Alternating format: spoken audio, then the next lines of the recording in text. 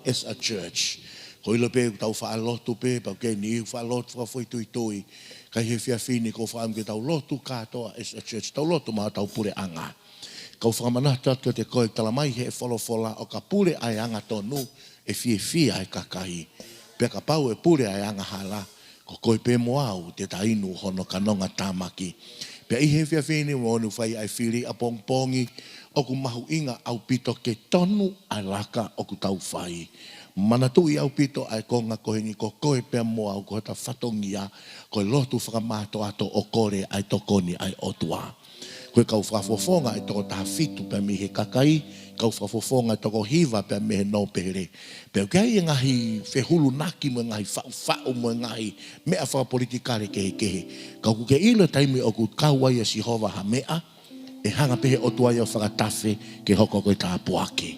Amen. I he wakai ai tangata aku tae malawa ia. Ka he awhio mai ai o tua kai ke ia hame ai ai whaingata a kia Sihova. Pe he whia whiko ni kou whaka amu ke toko taha kotoa pe. Toko taha kotoa pe tau uitu o tolu mua ke huafa o sisu. Tau lotu ke kike ne hanga tuku mai mua ke te tau tolu. Ko hai e kakai to tonu. Kai ko ulawe kakai lele, kakai to tonu. E hoko koe tā puaki ke te koe pia moao. Koe ta lotu ia e whai ke otua. E otua, mau fie mao e lahi e kakai lere ia. Lahi e kakai whaka ofo o wha ia. Kau tau fie mao ai kakai totono. Ta ui toa tolu ke huafa si sukalaisi. Mei mo ani ki mui, ki mo tolu wakai mai i he ope, i he fia fini. Tau lotu mua ki o Sihova. Koe ne osi koe apongi pongi, ku osi e ta lotu a ki taua. Ko ia koe fia whakaspehin ke ta lotu ai, ta kore mua e tokonia, lahi ngai mea e whai e whanongo, lahi ngai mea e kus whai hono ngahi a palani i ona, ko Sihova pe taha, o kune mawhei ai mea kotoa pe. Amen? Ko ilo pe o ke mea kuke whakakau ki ai, o ke mea ki holoto, ka ke whanongo mai, o te ke tae tokanga ke re o Sihova. O te ki hata e tokanga ki he mahu inga ko ia o i kau mai ai otua i he whiawhini. Tau uitua tolu ki he wafa o si suhu pe tau lotu katoa mo lotu whakamātoa ki hahi ngoa tuku he eiki i ho loto tau lotu ki he otua he kui kai ha mea whaingataa ki si hova. Ua tolu. Sisu, sisu, sisu. Hallelujah, hallelujah. Hallelujah. E otua mafi mafi. O mau hau pe mo sia si i he pōkoe ni. Ke mau lotu mo tau tapa ki a te koe. O kui kai ha mea whainga taa ki a te koe e si hova. Koe o tua mawhia koe, koe o tua lahi ai a whiona. E si hova koe mau kahau o kui au whinima ia o a whiona. Si hova koe monu ia o kui au whinima o a whiona. Kau mau whie mau ho toko ni pe mo tataki e si hova. Ka pau hei kai kau ai a whiona i he langa o ku whai he whonuani. Ko e koto kula noa a e maulanga. Ka pau hei kai teke kau he reo. Ko e whakala a i sia tamaki ai kau a e o tua. O ku mau lotu pe mo sia si ki te koe. E si hova apompongina. E whiri ai he kakai o e whonua. Ai kau taki ki loto ke whakalere ho mau pure anga. E o tua koe mamafa mo e whaingataa o mo uini. O i loto ia i he whare koe ni mo e whiri a pongpongina. E si hova kak mau lotu he pō koe ni o kore ai a whiona. E hiki na ke hanga o whiri e kai ke he kehe, kau tangata mo kau whiwhine ke he kehe. I he wholofola mo e historia. O mau wakai ke taimi o ku he ai e tangata pe mi e a whiona. Taimi o ku whakamamata ai e tangata e si hova. O ku whakaofa pia mamahi e whanonga anga. E o tua o ku hangatu ho kakai he pō koe ke a whiona. Wafa si sukalaiso na saleti. Hai hai e malo he whakapouri. Hai hai e laumari e whakahala ko toa me. Hai hai e koe wafa si sukalaisi e. Ngai whau whakai tangata o whepaki mo whina ngalo e a whiona. Ka pusi mo o whakaauhai e o tua. O ku mau kore ho toko ni e si hova. Mau fie mau e kakai o kum apasia pia mana vahe kia te koe e si hova o ngai kautau. Mau fie mau e kakai e si hova. Tenau ofa i e masiva mo e kakai e whonua. Mau fie mau e kakai tenau o whaito tonu e o tua. Ai ngafa kuke ui ki lau tolu ki ai si hova. Hake atu e mau lotu kia te koe pōko e ni e o tua. Koe fie mau mo oni ai o tua. Me tonga tapu uluaki ki tonga tapu taha fitu e si hova. O mau kore kia te koe e o tua. Koe mau fie mau. E si hova ka mau ka tae tokanga ki hore o. Koe mamahi mo whaka ofa. Koe whaingata ia lahi e hoko ki e kakai o whonua. Pea ka pau e tokanga hoku kakai ki hore o e si hova. Koe tāpuaki, koe whakaakia ke lahi e hoko. E si hova he pō koe ni mau lotu ki e te koe o kore ho toko ni. Me he kau whafofonga no pere uruaki ki hono whika hiva. Si hova koe mau kore ia. Eiki koe tunga ku mau iai he ahoni koe ola ia eiki. O e mahino, mo e lotu o ku mau whai. Si hova ku mau fie mau e tokoni ai a whiona. Si hova ku mau fie mau ho tataki. Si hova ku mau fie mau o ke kau mai te mua. O ku mau whakawhi i koe e o tua.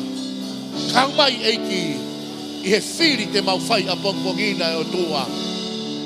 Aua na mau whiri koe hui koe hanga e mau wongo. Koe hanga e mau fie mau ka mau whiri ai whina ngalo o e a whiona. E si hova kou lotu ke te kohe pō koini. Ke alo ofa mai. Pia ke tokoni mai e o tua. Eki koe uhinga peia lotu hake ati ho talo ni e si hova. Eki o malava ke toi lere yang e whonua. Malava ke toi lere yang e kakai. Malava ke toi lere yang e ho mau kautaki e si hova. Kau whakawhalala ia me he tokoni mo e tataki. A si hova o ngahi kautau. Eiki he pō koe ni koe lotu pe ia. Koe kore pe, koe tautapa pe kia te koe. Si hova ke alo ofa mai.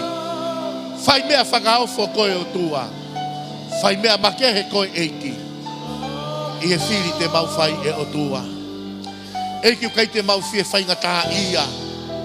Eiki ukai te mau fie fōha whai ngā nunua kovu. Ok mau fie mau ho lau maari e maa oni oni e si honga. Ok mau fie mau ho toko ni e o tua. Ok mau fie mau ho ala make he e si honga. He koe o tua koe. O universi koe ni. Whakawhetai e si hova. He kuke whanongoa ki mautolo. Whakawhetai e o tua. Eiki mau mau i ngai balani mo ngai whotūtū kā ai te volo mea moi whiri. Mau mau i ngai lau maari e whakahala ko tō pe huafa o si hova o ngai kautau. Iai ha ngai whotūtū mo ngai whauwha. O kui kai tau mo whina ngalo. Wafa o sisu kalaiso nā saleti. Ke ki hanga mau mau i kotoa e o tua. Tuku ke tu ai whakaukau ma mo whotu. Kotoa pe o ke whina ngalo ki ai e si hova. E o tua ke iai hatonga o kutoile rei yang. Hatonga o kai monu ia mo i tāpua ke a whiona. E whakawhalala ia me he kakai o ku lotu whakamāto ato kia te koe. Kakai ku kumi whakamāto ato kia te koe. Hakau taki o kunau apasia pe mana wahe kia te koe. Hakau taki e si hova nau ofa he masiva ke hake a ki o lunga. Hakau taki nau whaito tonu e o tua. Koe e mau lotu he pō koe ni e si hova. Eiki koe mau whalala, koe mau tui. O ku humaki atu kia te koe e o tua. Lau maari e maa on oni. Kau ngau e pe mua pe moe a whiona. Mau whakawhei koe lau maari e maa oni oni. O si hova ngai kau tau ke kau mai koe. Si o mau pure angani e o tua. Whamone more eike mau ngai tono no. Whamone more e o tua. Ai ngahi kovi kotoa pe e si hova. Mau tuku lolo atu ki he mafi o e a whiona. Pea koe mau lotu ia e si hova. Ke hoko mai ho pure anga ki mamani. Pea whai pe ho whina ngalo. Ia tek mau tolu i mamani. O hange koia o ihe langi. Koia mau whalala mo e mau lotu kia te koe. Ke langi ia pe ho huafa. Ia kalaisi su ko mau whakamo oi. Amen. Pas nge ke e ki e whiawhi. Amen. Hanga ki hema mo mata utalangi kia a hengi au ke ta lotu mau tau pure anga. Amen. Malo apito kataki whakilalo. Malo apito worship team. Whiawhi whakai kia tek motolo e whare si hova. Hange koe rea koia. I he mala e koia o lotu. It's good to be home. Whiawhi to whak mai. I he e whiawhi ni whatawange pa mo e ki. Tāpun mo ki motolo whakamalo whakau ripolo. Me taonga kau whakau. Whakau kipa he peti. Peke tau statesmeni. Motolo kotoa. I he whai whatongia kotoa. Pe whatawange pa mo e ki. Kene hanga tāpu e kina ki motolo. Hanga tonga ko ta whaku mani o tonga ki ai. O ku meana na ia hanga hi. Peau na ke fōma iai. I he whiawhini. Whakoloa au pito. Ai vai le ka te motolo e whare si hova. Whiawhi vai ki familia. Ben kakala pe mo paia. Tau kau whakataha pe me he tau mission base koi Okalani. Tau ki taimi koi a kui he ni. Ko lau ngai mai e Okalani. Ai lahi koi e laiviange wheke pe mo i ka. A kou talange mo teu pe kai ke ta e... Aulato e toko ua mo ngai bea le rei. Kai ke tau whakamalo ke mea katoa. Tai whiawhi e tako taha katoa pe i e o pe. Mo tolu koi kau mai he tau ngai mission base. Pa mei tua pure angata. Te vita ki Okalani. I e hauane whakawhiawhi e whakati mo tolu. Nak fo mai pe ane hengi Okalani o hauai pe ane uhu. Kai gaha tau ki taimi kako whiawhi ke whakati te mo tolu. Pa me tau main campus si pe mau ofa lahi at kak mo tolu. Mau whatawange pa mo eiki. Kene tāpu e kina ki mo tolu. Whamanata a pongpongi. O ko aho mahu inga i aho tau whonua. A pongpongi ko tau aho whiri. Whai whatau wha. I he tau kotoa pe ka pongpongi. O ko mahu inga ke alu o whiri. Mahu inga ke alu o whiri. Kai ki mua koe ke alu o whiri a pongpongi. Kou kore at pa kou whotu o ka koe. Whai hao lotu pe ke tok alu o whiri. Ameni. Talange tamata wha ki whai hao lotu pe ke tok alu o whiri. Amen. He koe mamafa e kolo apa mo ene maa koe honge pensini mo lahi e pensini. Koe tau fia mo te lere yange. E whakawhalala e me laka te tau whai whakatape mo Sihova. Whakawhi e otua ke kaupa mo tolpa ko whakahongo ato. A le o koia o e hau o tonga. Ai mahu inga ke tau whiri whakapoto-poto. O koe tau whiri fo poto-poto, koe tau whiri whakapoto-poto. Hallelujah. Angi mui mega tau whiri whakapoto-poto. Amen. O ku mahu inga. Ko tai mo ke fili ai pa ke toha ke ho whanau, toha ke ka hau ko ia fonua ke te ko tuku i mua, pa ke whakau ka wai ke whina ngalo e o tua. Ko tu ke mere leu te toa mag tau tolu, tau loto hu fia a hengi hengi. Ko kore ke toko taha ko toa pe ki whenga maari e, ko ki whai laka whaka osi pe ni te tau whai pa mo e o tua, ke tau loto ke toko ni mai e ki, ke te tau tolu. Taim ta tau whai ko wholofola, te ko lak sa mi wela, i he sāpate ko nine whakamana tuato, te tau leadership mahu inga he sāpate ko ni, pa ko whaka amu ke ki tala noat, ki he toko lahi ai uhinga, mo mahu inga ko ia o leadership. Te uki tala noa atu ai ko hiu keng ai mea uwhi ave aki holo i social media. Pea ke tokanga ho whanonga social media. Te ria na oho vale pe ko pipiki social media ia te koe. Not everything in social media e tokoni kia te koe. I he tau kaulotu toko lahu ke kaulotu tai amane kina ke te au. E usi hake ho ngai komeni pe mo ni iku ke komeni. He ngai mea au kai tonu ke komeni koe ai. O kuhanga i social media o whakaha i mai ai tunga to tonu ku ke iai moho lotu. He social media. Koe mea katoa pe ku ke tuku mai he social media ku ne tala mai. He koe whake mausat mau tau ke whai tala vau. Tanga tamata whaki mea tala vau mo ni ko koe. Iyo. Koe mausat koe ka koe ke tala vau. Tuku ke he pe mea ke kou asi mai. Ka ke whanonga mea kaurea kia te koe. O mahu inga ke tokanga au pito. He koe social media kai ke tau ngawa ke hoko koe tāpuaki. E mea ngawa ke te evolo ke ne whakalawe hai. Tamune mau i atokolahi. Pea mahu inga au pito ke te au. Pa te lawe loloto au pito e ria koe ni. He koe whaamu ke to koni mai e otua ke te tau tol. He koe taimi koe ku ke tae maa usia ai. Koe taimi koe kai te ke hangai o iloi hono lolo tope mo hono mo o ni. Whahe ai e toko lahi ia. Kai ke, o ko amanakri rei ke sāpate ko ni taimi hawhe ai o no, te tau lawe ai pa mei he e tau leadership ko ia i he whiawhini. Eke mai he toko tako tānoa mo i Brisbane. Tala mai e ia. Ok, ni e ko ke nau sai ia i he leadership. Pau kei ni iu nau tuku aki i Koutalangi. Ok, ila tama kou te keike ne kai e whai mango, e tala pea ku mahi e whai mango e ka i he mamao. Ko taim ko ne tok ai pane lo na ke pane pe we ta ko wau pe na mahi na kai ko foi mango ia na mahi he ko lahi taha i he ahoni pe hanga e filia mo te volo o toi me anga pe ka kai lo tu ke no tau fana holo pe loto ka ko fram ke mama koe pe ke tokonia tu o tua ke te koe ke hoko ko tapu aki amen lo Samuel vai ta tolu ta ki ta fa Lok Samuel vai taha tolu ko ui ko e palparema o e tau projecta ko kore ke tau wakai ki he folofola ngau ak ko tohi tapu kau tama ko e o lunga pita ko ret ke na hasio ke na tohi tapu o ngau ak he via Lok Samuel pe ko vai ko ia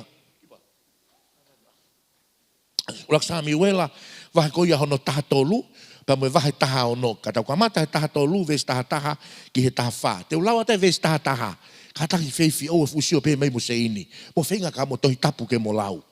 Amen. Lok Samuel vai taha tolu.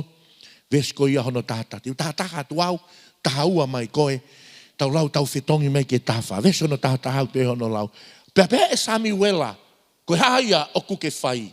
Pepe e Saula. Koe mea i e ku wakai. Kua mo vete ai kakai mea te au. Pena i kai te ke hoko mai i he ngahi aho na i kotofa. Pea kua katoa whakataha a kau Filistia ki Mikimasi. Ua tolu.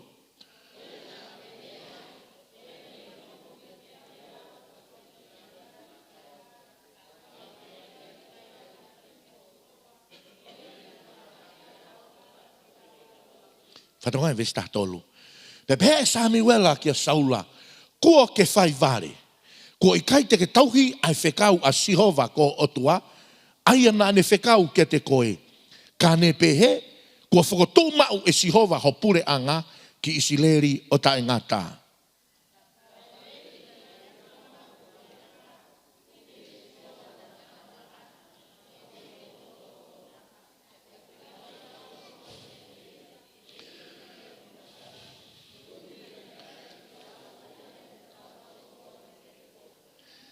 Ka ko eni e ikai tu uma ho pure anga. Kua whiri e Sihova hatangata o ku tatau hono loto. Tamo hono fina ngalo. Al me ke vahe ko ia hono taha no, ves hono no ke ves hono tatolu. Lau atau ai ves ko ia hono no, ves fitu mai ki motolu. Tau lau tau whetong me ai ke ves ko ia hono tatolu. Ves yo no. Pea ia e nau hoko mai na i sio ia kia iriape. Whatonga. Na i sio ia kia iriape pea pehe e ia. Tā o ki he aoni o Sihova aia kuone pani.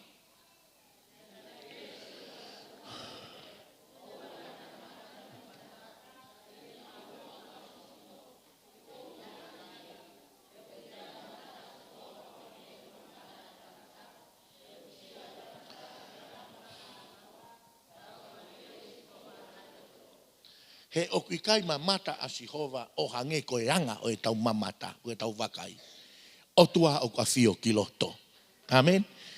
Tau hoka tu ke ves ko ia hono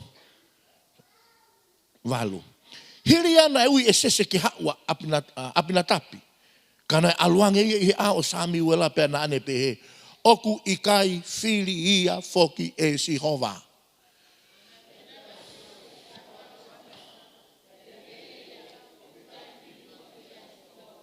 Pēnei te whikau e sese ke aluange hono foha e toko fitu i a o Samuela. Pēnei pehe e Samuela kia sese. Oku i kai whiri e Sihova aki nau toluni.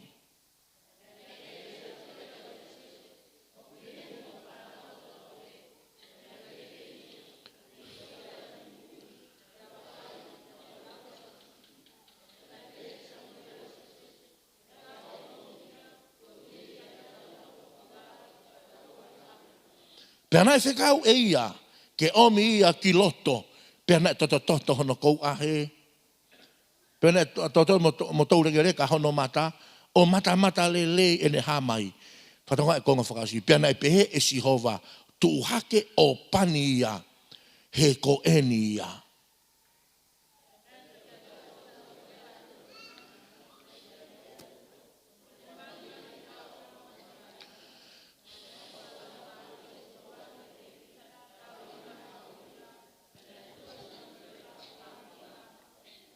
Amen. Whatawanga pa mai o tua ke ne tāpu e kina, ki tau tolu pa me he ne wholofola, i he fia fini. Tai tari fia ki mo tolu toki kaumai i he ope, ki he tau ako tohi tapu koia pa me he nuka lofa church family, me he main base, pa main campus i tonga, mau fia lah, kaumai whawhikau rem saafi, whawhikau vaiola, mo ki nau tolu koia ho tau kāinga pa mei, a toa pure anga pe heki Christchurch. O ku ofatu e ikika ki mo tolu, pa mau ofatu manatua ki mo tolu helo. Ko e wholofola koe nā tau lau i he fia fini. Te tala noa he mo whoi rea loto e ua, pek mahu inga ke whakatoa ngā i. Te lawe i he fia fini, pe te wako whelawe i pia moe toko taha lerei, moe toko taha totonu.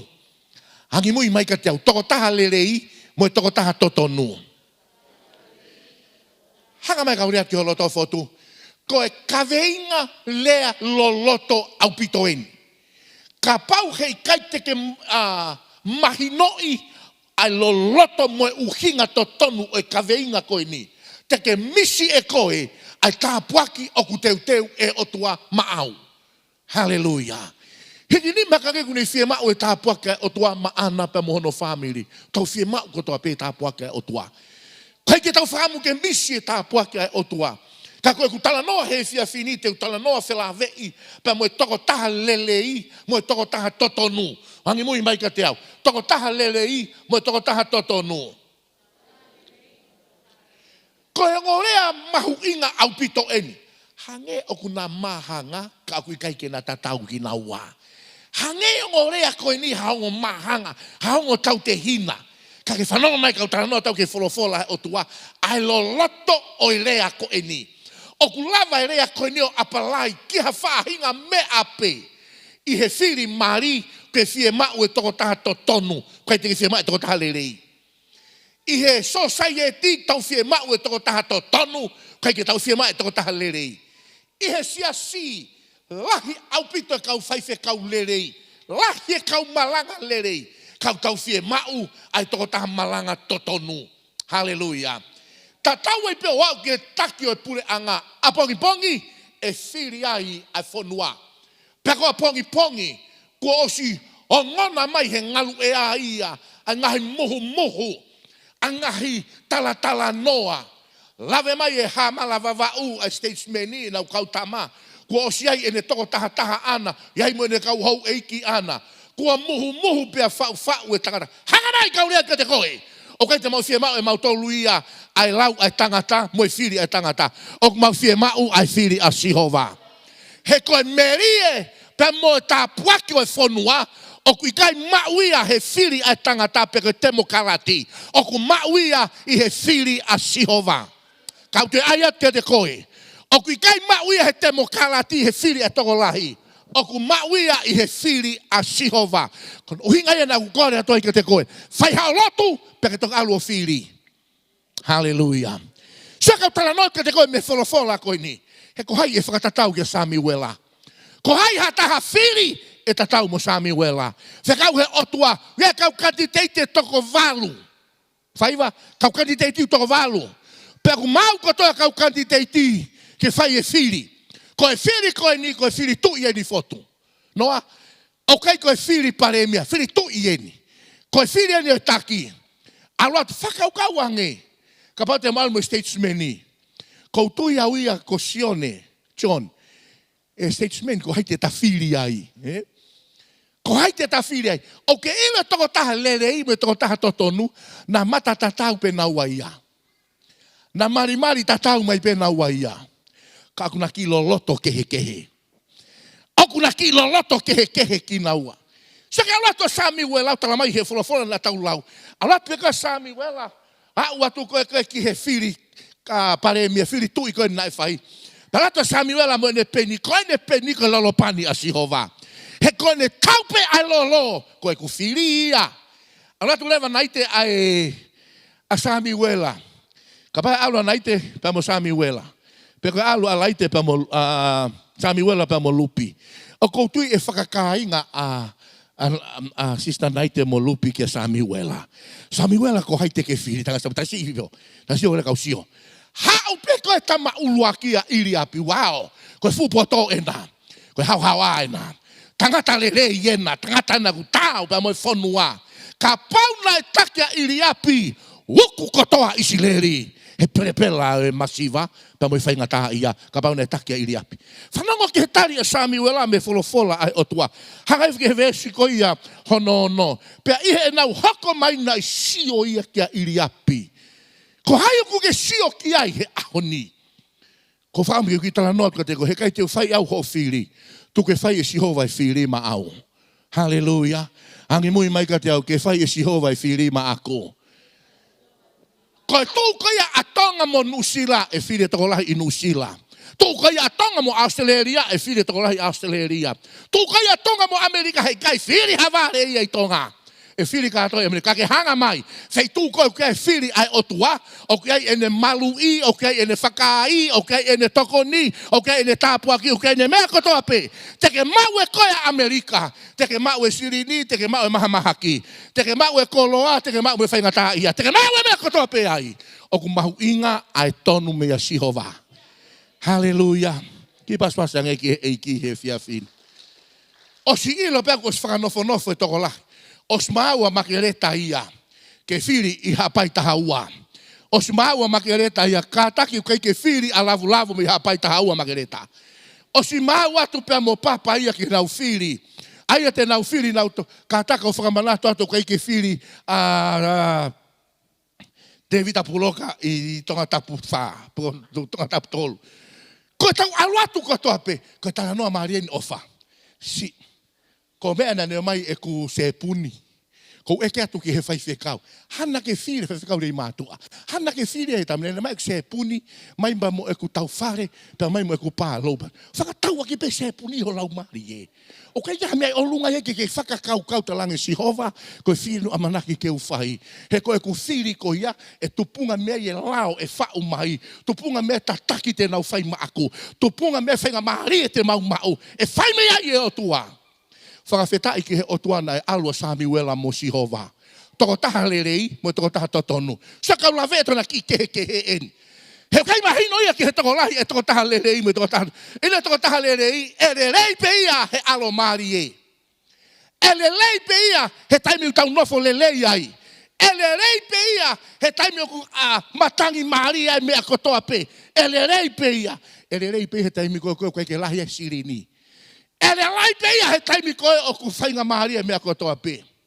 Ila taimi ko o ku sop ai matula. Taimi ko hako ai. Taimi ko whakatau were mai ai whainga mari e moe paanga. Kau whakamanata ka te koe o ku mahu inga toko taha totonu. Ko toko taha lerei e sai pe ia he lerei. O ke ila toko taha totonu e sai e alo tāmaki. Ka wai atu ka te koe.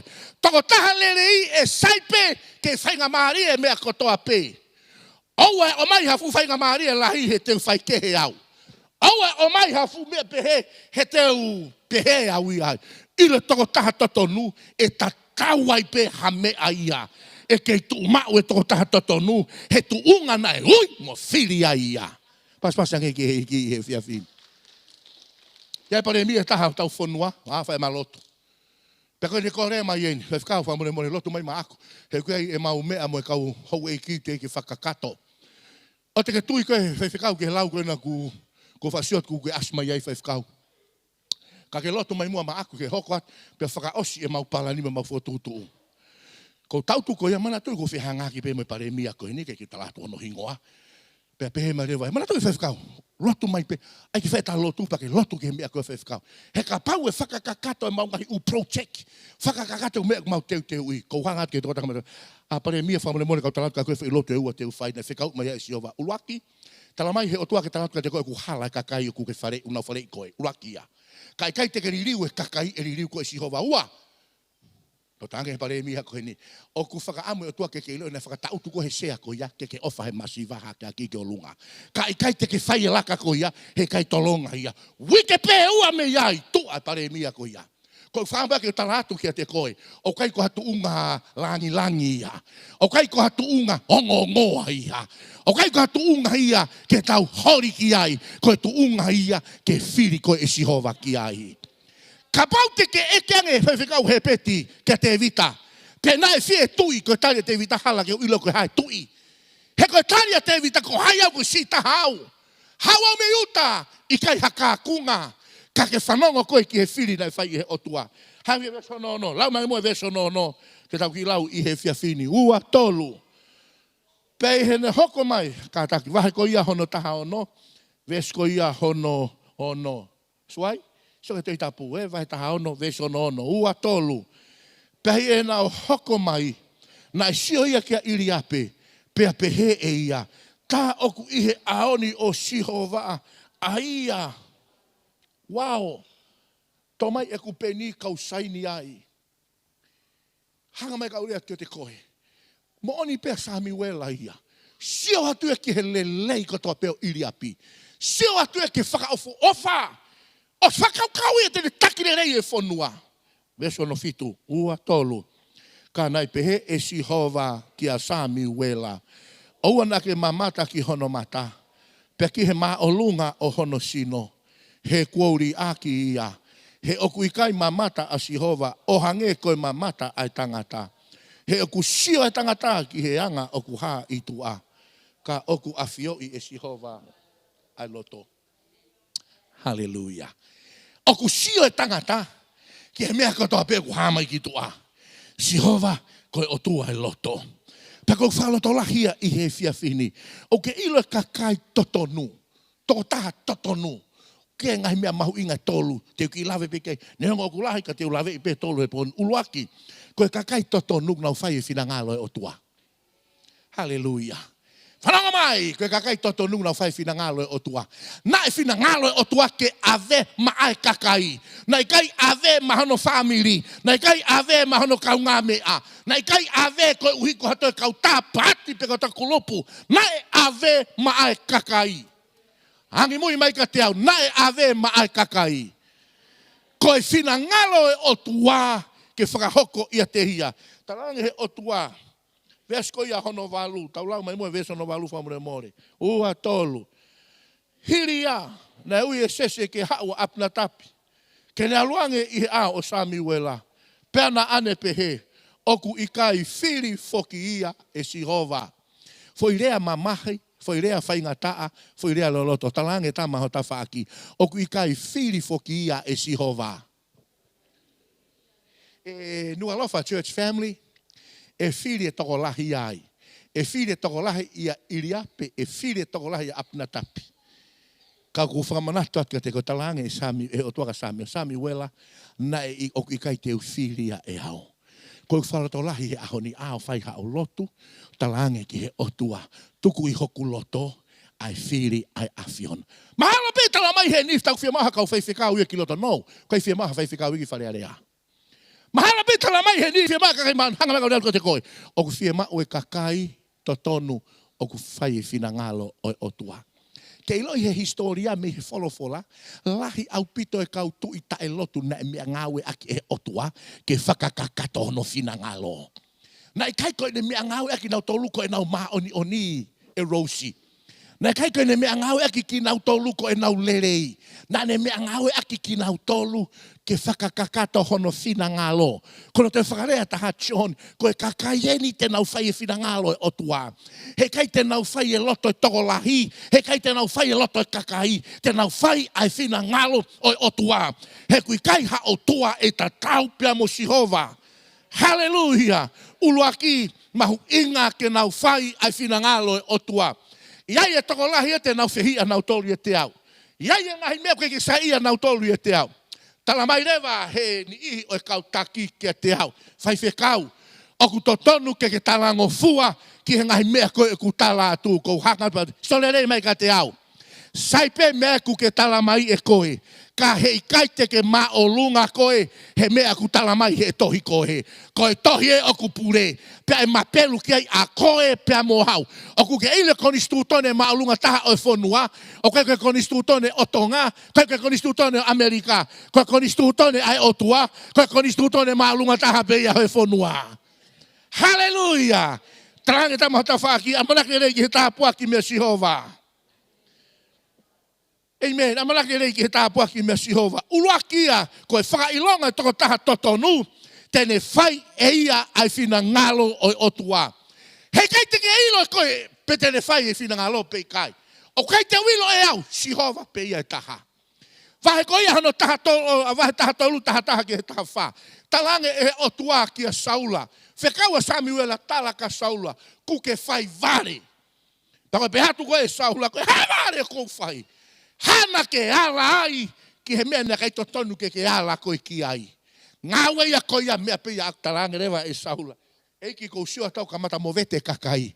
Ko kamata ke maa opo mai e whiri. Samuela, talange ki a Saula. O kui kai koe mo uini ke whalala ki Siaina. Kai koe mo uini ke whalala ki tua pure anga.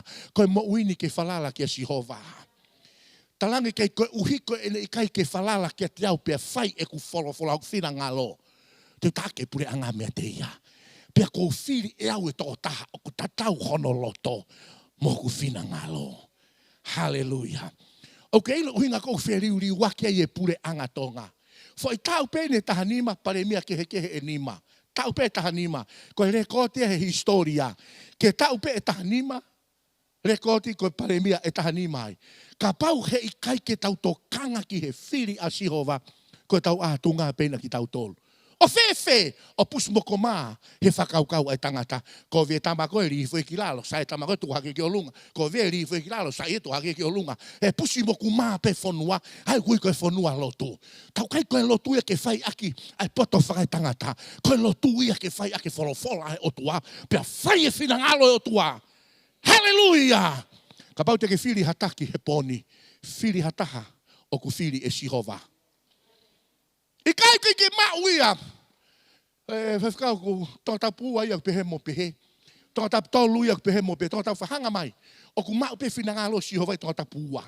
O ku mau pe tonga tau tolu. O ku mau pe tonga tau wha. Koe toe ni koe moau ke ta ilo i whinangalo Sihova.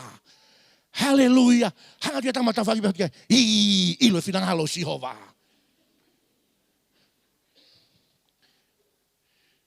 O si whiri koe holoto. Tungau tau iai. O si whiri koe ho manako mo ilo. Pe hange koe motua koe koe vavau. O si whiri a koe koe se puri na oange maana pa moene pālou. Kau talangi sia ke tolo mai fili me te volo. Pea talatu ke ngata peho si oi fita lui. Kau whakamanato atu ka koe. Ki tokanga hake ka Sihova ke mo fili. Mea maari e koe hanga hake a Samuela. Salesi? Ko ne hanga hake ki a Sihova. Eiki, to hake ne peni ki saini. Ke hua ia e pani. Rangi he otua. O kui kai te ufili ia e hau. Ko hono ua, toko taha toto nu. O kui ai ai poto whaka otua. Hangi mui mai ka te au. O kai poto whaka otua. Hei, kanga kuri atia te koe. Oku, iai e kakai ulahe tare ni tia. Iai kakai ulahe poto whakaatamai. Moni pere au wha ngau e aki i he ahoni. Ngau e aki e Dietrich Bonhoeffer. Ngau e aki e Nelson Mandela. Tako rea kou ngau e aki a rea kou neo peheni. Educating of the mind without educating of the heart is no education at all. Koe a ko i koe atamai ata i kai kawai mo lau maari e. Kai uia ko hako. Tuma ke tala no lahe kau puto nai potoa iriape tau atu papela. Hau he whakaufofa kai whakamanatu mai he otua kouri aki e au. Kouri aki e au. He kai whai e au whina ngalo. Ua o kai tene mau e whai ngā poto ko ia. O ko whina ngalo ki ai. Koe poto whaka otua o ku whaki he otua ke kakai o ku nau whai hono whina ngalo. Ei te whanonga mai. Poto whaka otua o ku whaki e Sihova ki he kakai. O kui kai ke o tila, o kai ke o tau fusi mawhai, o kai ke o siu whakai tangata, o ku o tu lolo ki a Sihova. Kai o mai he otua e poto ko ia. Nane ange poto ko ia ka Nebukadnesa. Kai mi pene whalala Nebukadnesa ki hono poto ona, li he otua ke kai whakatame whakamanu i tua. He koe o tua ia o ku whaki poto, o tua pengune te to e poto. Hallelujah. Kono ua, o kuia e poto whaka o tua. Koe ki mea fua peke ki alu moi au, o kuia nei ai poto whaka o tua hen. O ku lahi e poto tohi, lahi e poto maufu ia, lahi e ngai poto kehe ia.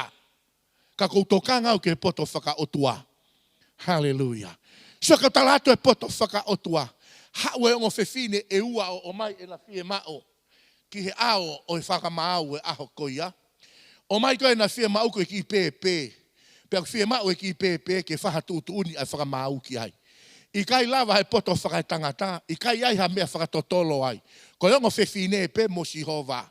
Kai mari e he nei ai e poto whakaotua ia. Hallelujah. Whanongo ki he poto whakaotua pe hatu rewa. Ai sihana koe ni. Ka paune o mai he aho ni mai. Koe interneti whonu he kape mo e lau ki ai. Pe hatu rewa ai poto whakaotua. Mai here tā. Mai mo e pepe tuku i loto. Pe hatu rewa ai poto whakaotua. Whahiua mari e. O si hau ia. He sias prakumon. Sias kovimon. Hamo hau e nau whakamatala. Pe hatu rewa e whewhine ta ua. O si whahiua.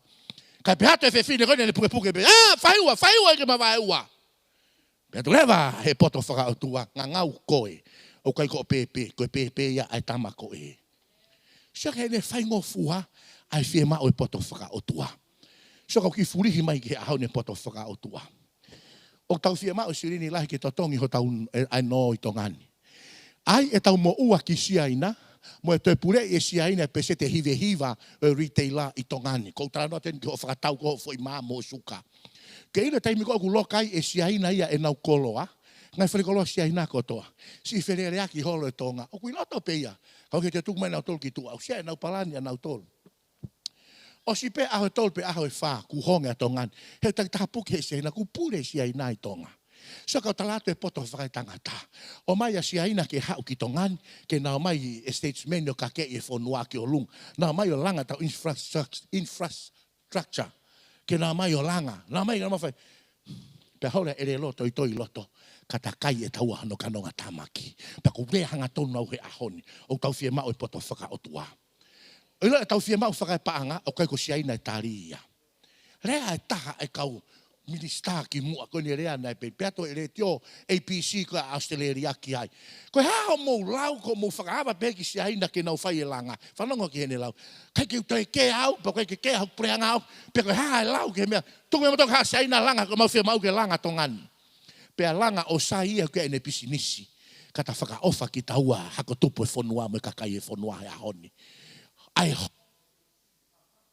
A me a kotoa pe kau whakamanato atu te koe. Au ta fie mau e tō taha totono. Sia ke poto whaka otua. Ka pao atu ke whiri, atu koe ke whiri koe ai tangata, poto whaka otua. Koe poto whaka ai tangata. Whiri poto whaka ai tangata he mata lelei. Nei ngo tangata e ua nei hona poto. Poto uluaki koe poto e tangata. Poto honoa, poto whaka otua. Petu rewa, ai poto whaka otua. Ke poto whaka ai tangata. Whiri. Fe tu te alo nofu ai. Hanga mangesias.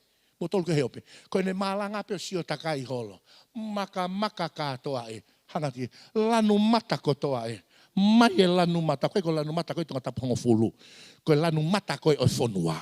Pea alu o langa hono whare o whakahanga ki so toma. Saka whaka osi atu e poto whaka e tangata. Osi pe ko ia ene langa i so toma. Heke atu pe o ta utu loto so toma. Furihi ai he otua hono mari, o hoko ko fupou masima, o peke ai a mamani o au ki ahoni, he poto whakai tangata. Ko ene sio o kulanu mata, ko ene sio o whaka ofa, ka e pango kai ko sio he otua. Sike poto whaka otua, o si peko pe petu rewa ki hono hako. Fe tuku e tau whaka manu, alu ke olunga ki he maka. Tau ai e rea he otua, ko au ko unga anga, ko au ko mo ui anga, ko au ko tāpua ki anga. O e siva ho amanaki. Ihe maka mo mounga na ia e mafi o sihova. Ko wham ki ure hanga tonu ke ue whaka ari mani. Pe nau tala mai te mau atu e koloa, te mau atu e whenga mari ke mau no ai. Kau taki o tonga tu ke ure atu ke te koe e ahoni. Oku mahu inga e poto whaka otua. Hallelujah. Kono tolu te whaka osimi ai. Koe o ke ilo ai toko taha tonu na o ste si e afi. Tarange tamau tawhaki na ste si e afi. E ka tonge kei na ste si koe. Hallelujah.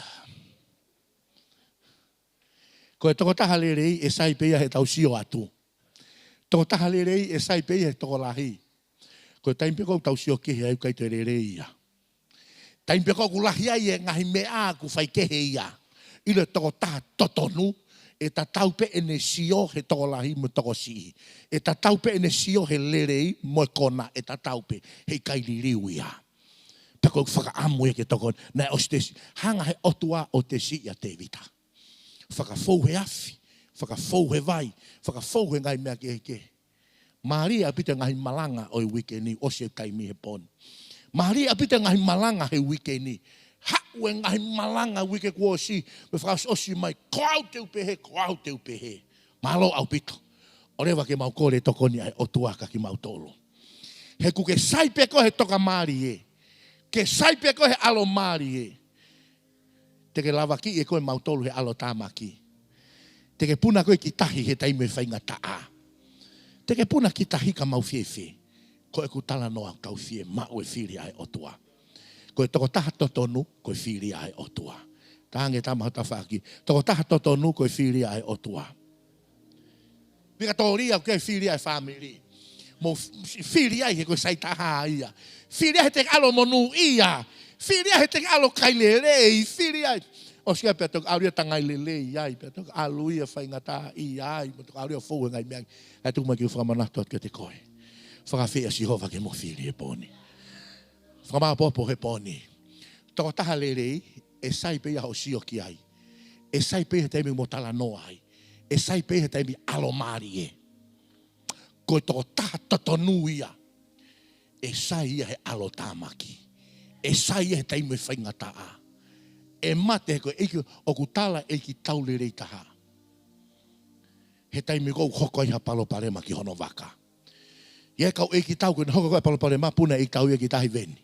Whai mo kumi ane mo ui ana. Ke ilo eki tauri rei taha, tene whenga i kotoa, ene kau wholau ke alo. Pete hopo mai eki tau. Ulaki, he kune ilo i eia ai sina ngalo e otua. Oku ilo katoa, oke kakaili rei na ilo pe mo na tole fina ngalo e otua. Ka koe ke nau alu na tole fina ngalo e otua. Oke ilo e kakaili rei, oku ai e poto ia ki nau tolo, ka koe poto whakaitangata pe. Koe poto whakatua ke. He whenau toka ai at peka koe. Ka ike tau whiri i tonga peko Nusila. Te tau whiri katoa ki Nusila.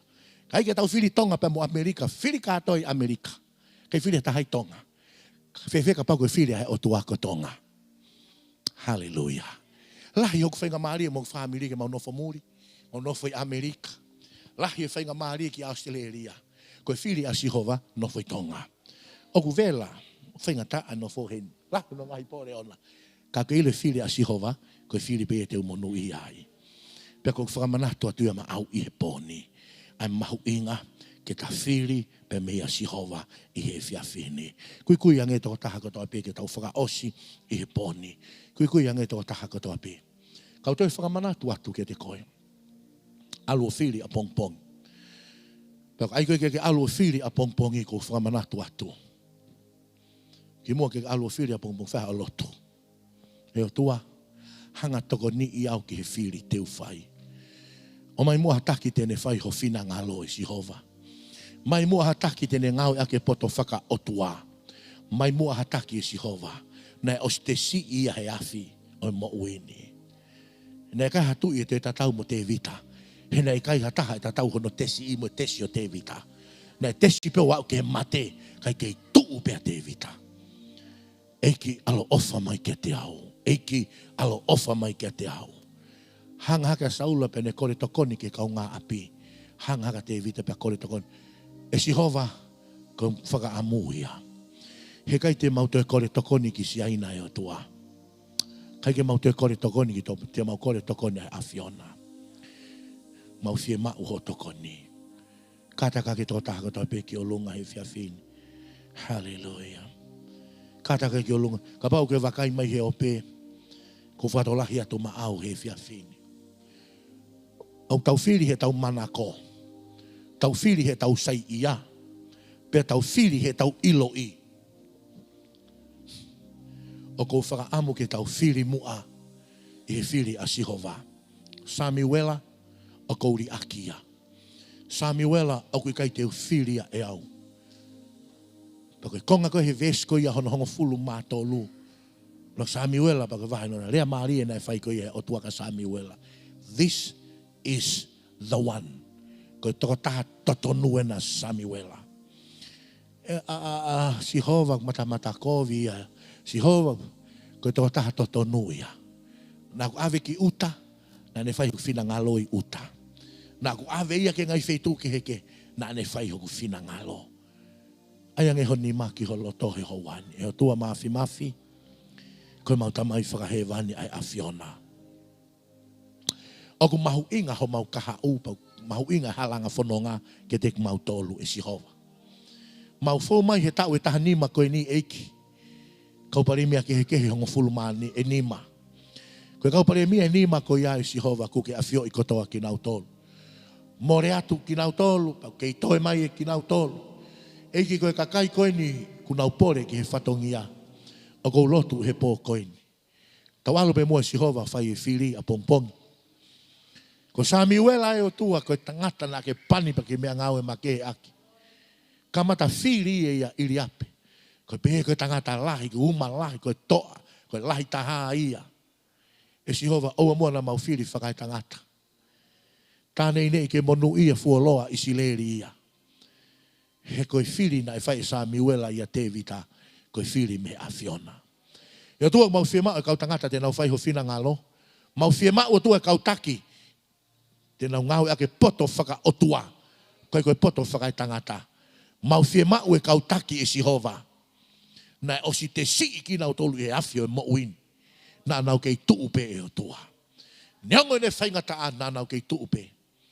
Tāpaki ho kakai he pō koini mo e whiri te nau whai. Tāpaki na ki nau tolu kotoa pe he whonuani e Sihova. Koe whiema upe ia o tua. Koe nunua o e mau whiri, ko ki mau tolu pe te mau kai. Tuki whafoke a te lerei mo langi, ai Afiona pe e taha. Ia kalai sisu ko mau whakamo oi. Amen. O whātu, God bless. Peace.